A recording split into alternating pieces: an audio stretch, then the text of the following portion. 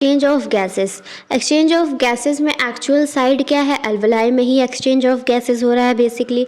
अब कुछ चीज़ें जो हैं कि exchange of gases partial pressure के थ्रू होता है कि high partial pressure to low partial pressure जो है गैसेस एक्सचेंज होंगी। तो मतलब ये जो प्रोसेस है एक्सचेंज का इसको डिफ्यूजन कहते हैं। ठीक है, अब डिफ्यूजन होने के कुछ कंडीशंस होती हैं, 3 कंडीशन। पहली जो है सॉल्युबिलिटी कैसी है, कार्बन डाइऑक्साइड की जो सॉल्युबिलिटी है वो ऑक्सीजन से ज़्यादा है 20 to 25 टाइम। अब दूसरी चीज़ इसमें है कि जो प्रेशर ग्रेडियंट मैटर करता है कि high partial pressure to low partial pressure ही गैसेस जो हैं एक्सचेंज होगी। तीसरी कंडीशन है डिफ्यूजन की कि जो मेम्ब्रेन है थिकनेस, उसकी जो मेम्ब्रेन की थिकनेस होगी वो मैटर करती है कि जो जितना थिन होना चाहिए मेम्ब्रेन, ठीक है, सॉल्युबिलिटी ज़्यादा होनी चाहिए। और क्या है सॉल्युबिलिटी और pressure, high partial pressure to low partial pressure जो है डिफ्यूजन होगा। ये 3 कंडीशन होती है, पहली सॉल्युबिलिटी ऑफ गैस, दूसरा प्रेशर ग्रेडियंट, तीसरा थिकनेस ऑफ मेम्ब्रेन पे जो है डिफ्यूजन डिपेंड करता है। ठीक है, अब एक्सचेंज ऑफ गैसेस में क्या होता है, जब आप ऑक्सीजन, अब इसमें जो पार्शियल प्रेशर जो है उसका नंबर भी दिया है कि प्रेशर का कितना होता है, किसमें कितना प्रेशर होता है ऑक्सीजन और कार्बन डाइऑक्साइड का।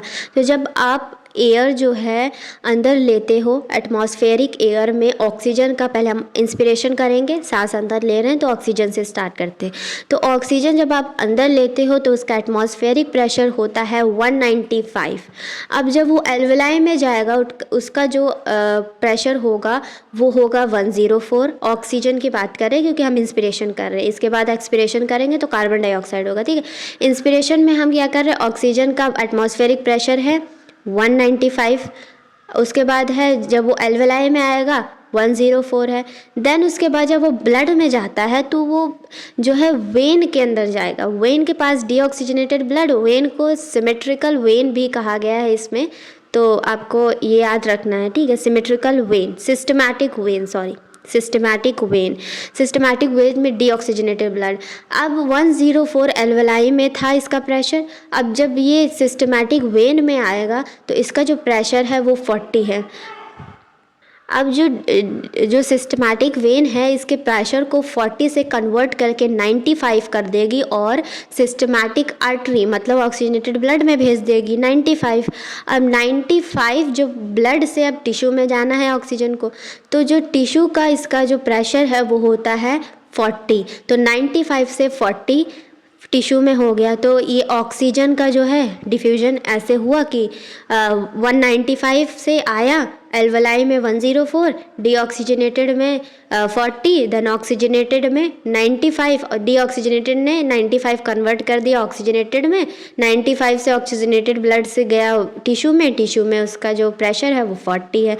तो high partial pressure to low partial pressure oxygen का एक्सचेंज हो गया। अब जब CO2 बनेगा तो टिश्यू टू एल्वलाई जाएगा। ठीक है, टिश्यू भी बनेगी क्योंकि जब ऑक्सीजन आएगा तो ब्रेक डाउन करेगा, जब ब्रेक डाउन करेगा तो ऑक्सीजन जब अंदर आ गया है अब वो ब्रेक डाउन करेगा, जैसे उसने ग्लूकोज तोड़ा C6H12O6 तो उससे बनेगा CO2 plus H2O, water plus carbon dioxide. अब जब वाटर तो बॉडी के लिए यूज़फुल है और कार्बन डाइऑक्साइड उसे बाहर निकालना है, तो टिश्यू में अब ऑक्सीजन आ गया, कार्बन डाइऑक्साइड बन गई।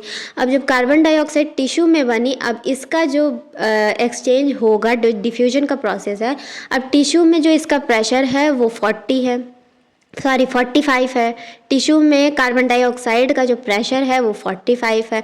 अब ये ऑक्सीजनेटेड ब्लड में जाएगा, मतलब सिस्टमैटिक आर्टरी में जाना है, तो सिस्टमैटिक आर्टरी में जो कार्बन डाइऑक्साइड का जो प्रेशर है वो 40 है, तो 40 to 45 जाएगा।